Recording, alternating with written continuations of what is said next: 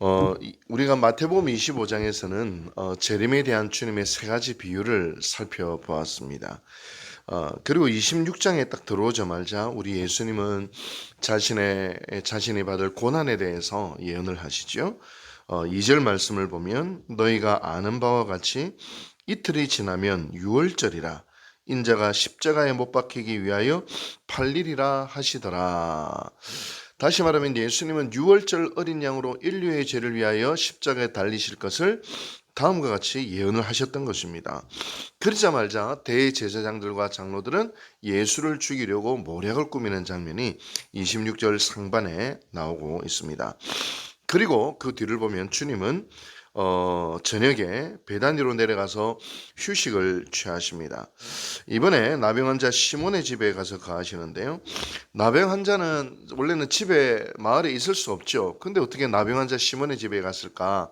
아마 예수님께서 다 치료해 주셨을 것입니다.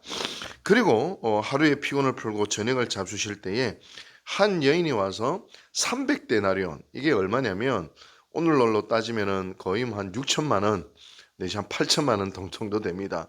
노동자의 1년 연봉에 해당되는 이걸 갖다가 한꺼번에 깨가지고 예수님께 부어버립니다. 아마도 이 여인 역시 예수님께 큰 사랑과 은혜를 받았기 때문에 뭐라도 예수님께 드리고 싶어서 이런 행위를 한 것 같습니다. 그런데 제자들의 반응이 어땠어요? 와, 대단하네. 이런 반응이 아닙니다. 이 여인의 행동이 좀 유별난 것은 사실이지요. 그렇다면 놀랍더라, 이상히 여기더라 이러면 됐을 것을 이 제자들의 반응이 좀 이상합니다. 어떻게 반응하냐면 분개했다. 성경에 보면 그렇게 이야기하고 있습니다.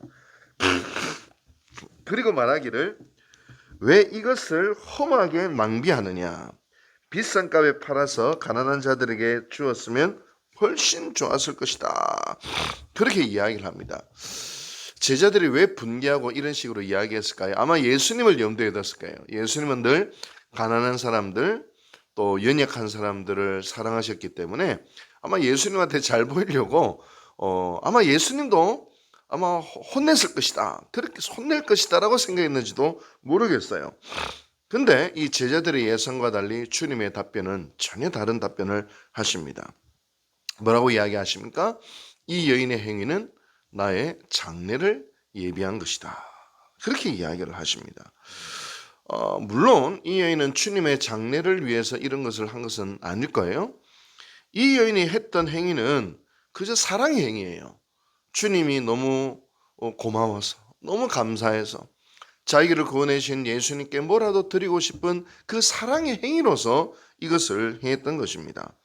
근데 예수님은 물론 이 여인이 알고 그런 것은 아니지만 이 여인의 행위가 내 장례를 예비하는 행위가 되었다. 이렇게 이야기하십니다. 이제 곧 예수님은 십자가 달려 죽으실 터인데 유대인들이 늘 하듯이 시체에 향유를 바르는 행위를 생략하고 무덤에 갇히시죠. 그럴 것을 이미 예수님이 예언하시고 이 여인의 행동은 비록 그가 알지 못했지만 이 행위는 나의 장례를 예비하는 것이다.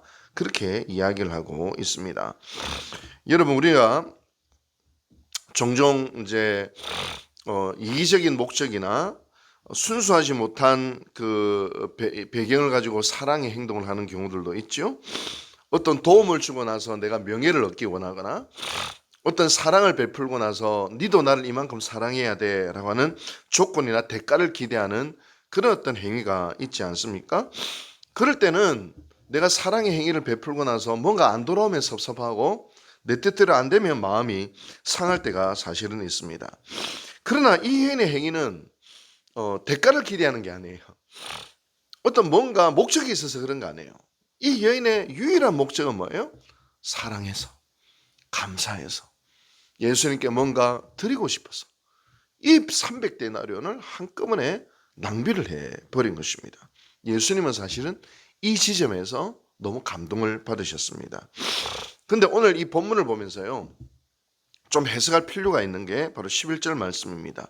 가난한 자는 항상 너희와 함께 있거니와 나는 항상 함께 있지 아니하니라. 이렇게 이야기하고 있어요.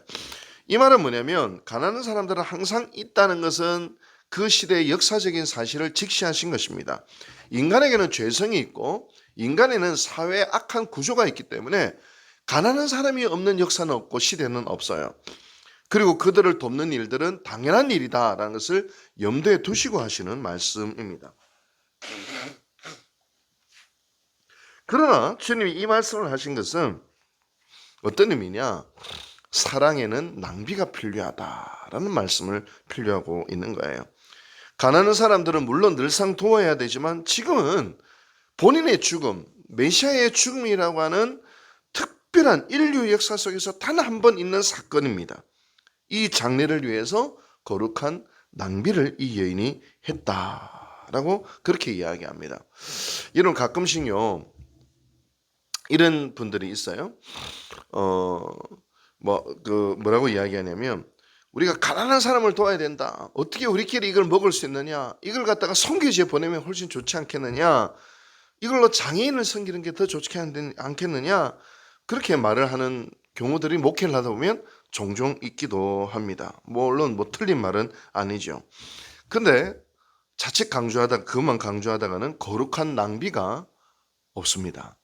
우리 예수님도 아주 가난한 사람을 사랑하시고 금욕적인 부분도 있으셨고 아주 절제하는 부분도 있으셨지만 주님이 가시는 곳에는 뭐가 있었어요? 잔치가 있었습니다. 오죽했으면 바리새인들이 술보요 목보요 그렇게 비난하셨겠습니까? 주님은 가는 곳마다 풍성한 것이 있었습니다. 기쁨이 있었습니다. 나눔이 있었습니다. 즐길 줄 아셨어요. 주님도 즐길 줄 아셨어요.